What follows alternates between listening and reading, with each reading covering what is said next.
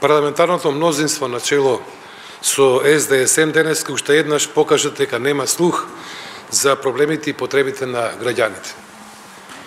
На денешната седница на Собранието на Република Македонија беше одбиен предлог на Законот за трговија на зелени пазари, кој го поднесува пратениците на ВМРО-ДПМН и Коалицијата за подобра Македонија.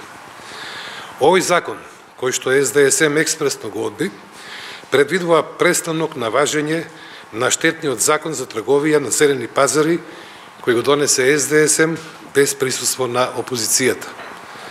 Свесни за штетниот закон кој што го донесува, СДСМ во пресрет на изборите се одлучија да поднесат закон со кој се предвидува одложување на стапувањето на сила на законот после изборите.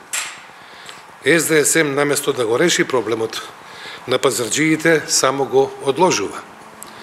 Со штетниот закон на СДСМ се воведуваат казни од 1500 до 2000 евра и се бркаат пензионерите и хонорарците од зелените пазари. Законот кој што го донесе СДСМ директно ќе удри на најмалку 20.000 граѓани кои што екзистираат продавајќи на зелените пазари.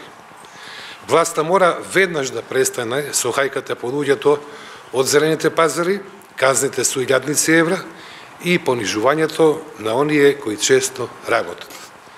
Овој штетен закон мора да се укине, а не да се одложува.